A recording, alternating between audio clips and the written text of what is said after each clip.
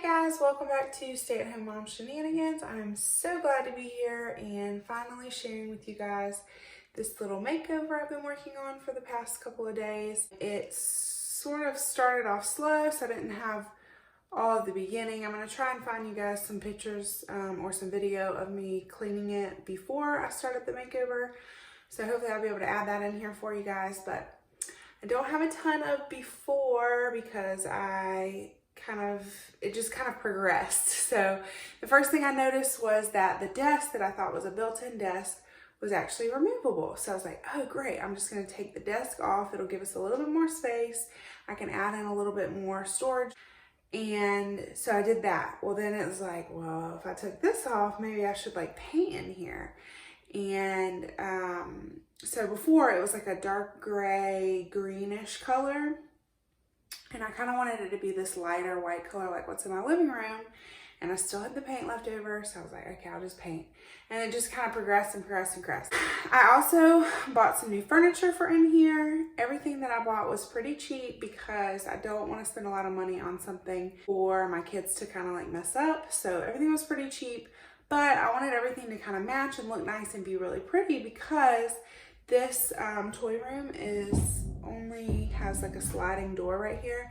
And then when you go through that door, you're in my living room. So if you're sitting on the couch watching TV and this door is open, you can see into the toy room. So I wanted to have a way for it to look nice when we have guests over and things like that because it is pretty visible from the rest of the house. But everything in here is from either Amazon or Walmart.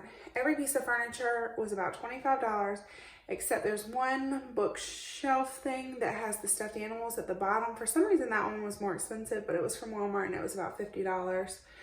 All of the bins that I bought came from Walmart. The only thing that didn't come from Walmart or Amazon is the paint, which came from Sherwin-Williams, and it was on sale this week for 30% off. It is a wipeable flat paint. I'm gonna just go ahead and let you guys get into what I did film. If you like this video, make sure you give it a thumbs up. And if you want to see more things like this, make sure you hit the subscribe button. And if you ring the bell, it'll give you notifications whenever I post a video so you'll never miss one. And I hope you'll enjoy the final reveal of our new and improved and more organized toy room. Before I show you guys where I got started, I wanted to go ahead and show you guys what it looked like before. So I found this old cleaning video. As you can see, when you walk in, to the left, there's a desk, which is what I thought was a built-in, like more connected to the wall than it was. And then above that desk, there's like a cabinet. And so in the video, you'll see that I removed both of those. Before I decided to start recording this process, I had already removed the desk and some of the toys out of the room. So you'll just see I'm finishing up to remove the rest of the toys and everything. And then I moved on to the 2x4, well, they're not 2x4s, but the pieces of wood that were holding the desk up and removing those and just getting the space ready for painting. This I did all the first night as well as taping.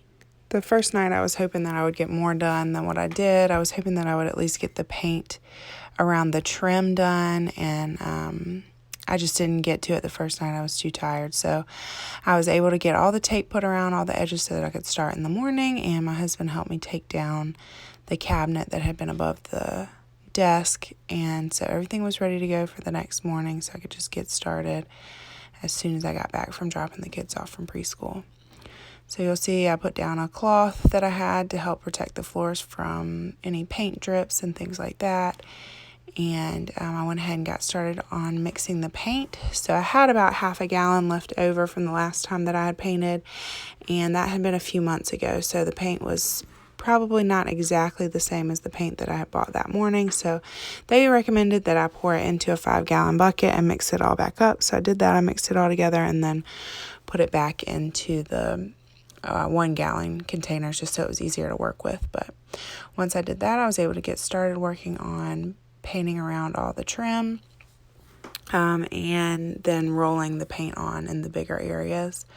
It was a darker color underneath, so I tried to do pretty thick coats, and then in a few places I needed to actually do a second coat.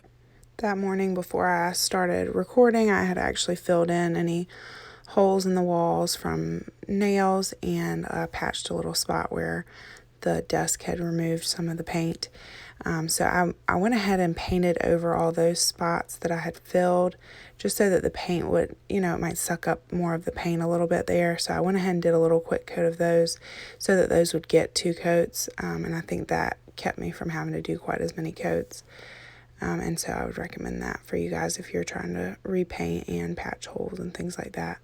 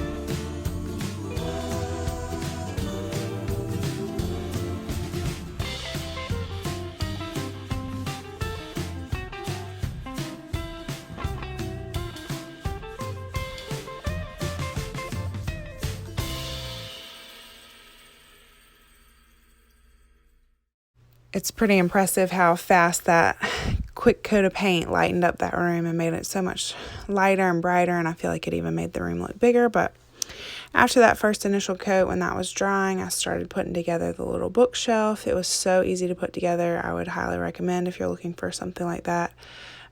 This one on Amazon, it was really cheap and it was so easy to put together.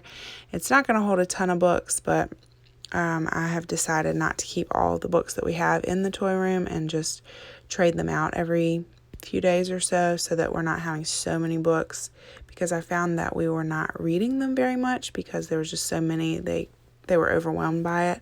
So I feel like having a smaller amount of books in the room will be more likely to actually pick them up and want to read them, and they'll be new and fresh every few days. This was the only piece of furniture that I bought that was gray. The rest of the furniture that I got was all white, but we had a table already in there that was gray, and then all of the bins and things are going to be gray or a teal color, so I think it's going to work. After that, I moved on to these 4 cube organizers or bookshelves that I'm going to put the bins into, and I had 2 of the 4 cube ones. You can see one of them there behind me that I already put together, and then I had 2 other pieces of furniture, one from Walmart, and then one that I had ordered on Amazon. And they each kind of have their own purpose, but my favorite were these 4 cube organizers. They're nice and small and low to the ground so the kids can reach them and not knock things over, and they were really easy to put together. So I would definitely recommend these if you're looking for something to put your kids' toys in. They're just really simple. I think they were $24 or $25 at Walmart, and they also came in gray, but I chose the white.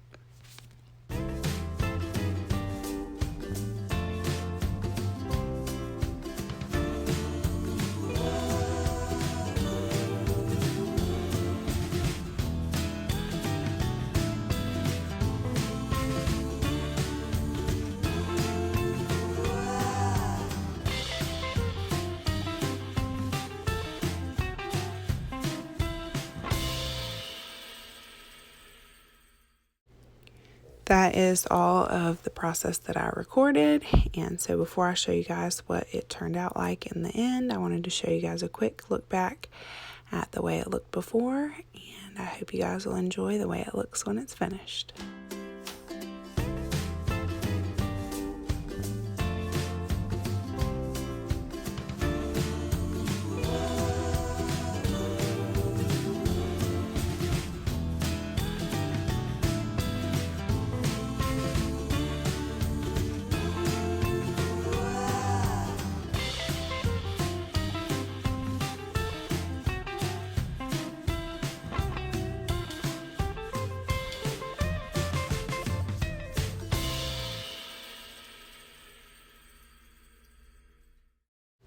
I tried to give each piece of furniture kind of a theme, and then each bin had its own purpose. So on this one I had mostly like dinosaurs and creatures.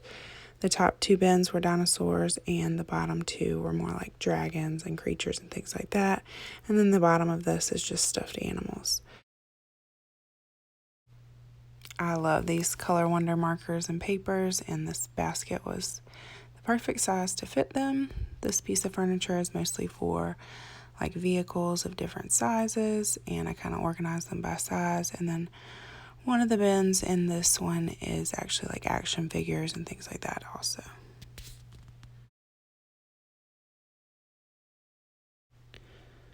The toolbox next to that stuff was something that we already had. We already had the bin with the tools in it and the little working bench, and so I just used what we had. And then we had gotten this for Christmas for my youngest. It's one of those Ryan Toy Review treasure boxes, and so I put all his Paw Patrol toys and all of his Ryan toys in that bin.